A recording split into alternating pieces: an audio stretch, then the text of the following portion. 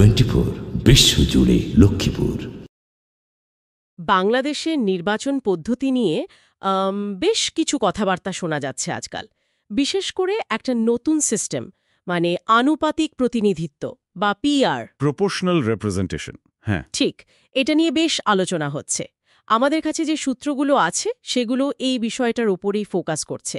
আজ আমরা এটা নিয়েই কথা বলবো। অবশ্যই।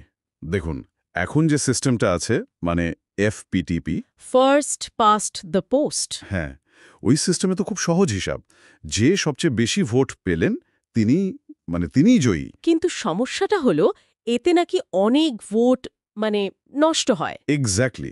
ধরুন 100 জন ভোট দিল, একজন হয়তো 30টা ভোট পেয়ে জিতে গেলেন। আচ্ছা, বাকি 70টা ভোট, সেগুলো কিন্তু আসনের হিসাবে কোনো কাজই লাগল না। মানে ওই 70 জন ভোটারের মতামতের প্রতিফলন ঘটল না। এই জিনিসটাকেই হয়তো ভোটের কার্যকারিতা নষ্ট হওয়া বলছে অনেকে। আর এই কারণেই বোধহয় এই সংস্কারের আলোচনাটা আবার হ্যাঁ, সামনে আসছে। আর পিআর পদ্ধতির দিকে একটা আগ্রহ দেখা যাচ্ছে। চলুন তাহলে সূত্রগুলোর সাহায্য নিয়ে একটু বোঝার চেষ্টা করি। এই এফপিটিপি আর পিআর, এগুলোর মূল পার্থক্যটা কোথায়, সুবিধা অসুবিধা কি, আর কেনই বা এই সংস্কারের কথা উঠছে? আচ্ছা, প্রথমেই তাহলে পিআর জিনিসটা কি সেটা একটু পরিষ্কার করি। পিআর মানে হলো আনুপাতিক প্রতিনিধিত্ব। সোজা কথায়, নির্বাচনে দলগুলো যে হারে ভোট পাবে, সংসদে তাদের আসন সংখ্যাও মোটামুটি সেই হারেই নির্ধারিত হবে। মানে ভোটের আনুপাতিক মূল্যায়ন। সূত্রগুলোতে একটা উদাহরণ ছিল, বেশ ইন্টারেস্টিং। হ্যাঁ, বলুন।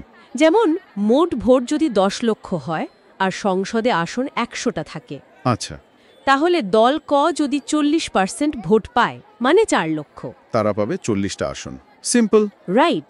দল খ 30% পেলে 30টা, দল গ 20% পেলে 20টা, আর বাকি 10% যারা পাবে তারাও সম্মিলিতভাবে 10টা আসন পাবে। ঠিক তাই।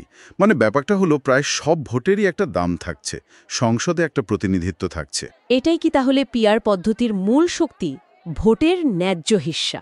হ্যাঁ, সূত্রগুলো সেটাই বলছে।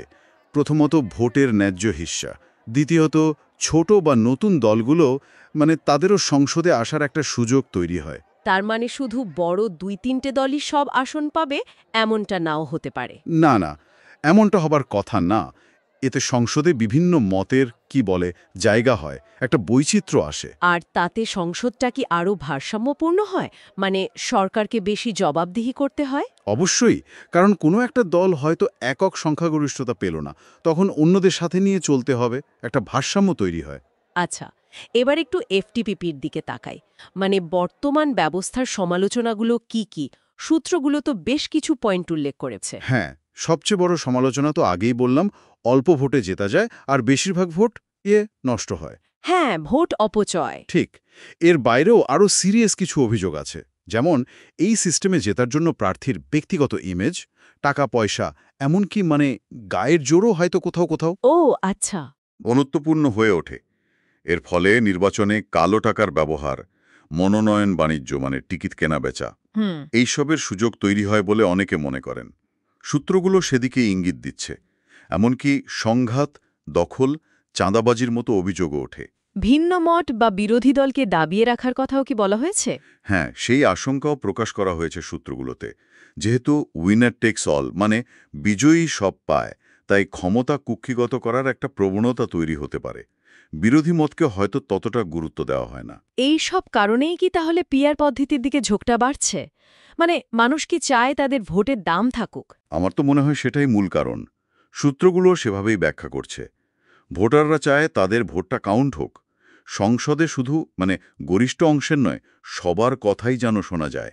গণতন্ত্র শুধু সংখ্যা দিয়ে জেতা নয়, বরং সবার প্রতিনিধিত্ব নিশ্চিত করা, এই ধারণাটাই কি তাহলে মূল? একদম, মূল আইডিয়াটাই এটাই। আরও বেশি প্রতিনিধিত্বমূলক, আরও বেশি জবাবদিহিমূলক একটা ব্যবস্থা তৈরি করা। কিন্তু এই পিআর সিস্টেম চালু করার ক্ষেত্রে কি কোনো চ্যালেঞ্জ নেই, প্রয়োগের দিক থেকে?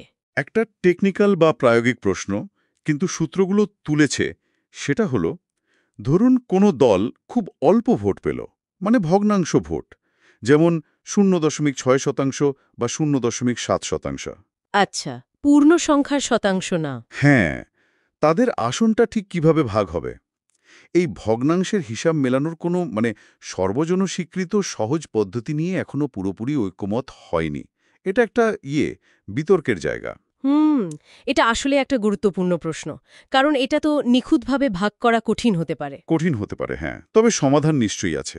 আচ্ছা, তাহলে সব মিলিয়ে যদি দেখি, এফটিপিপি এর সবকিছু বিজয়ী নীতির বদলে পিআর আনছে ভোটের আনুপাতিক হিস্সা।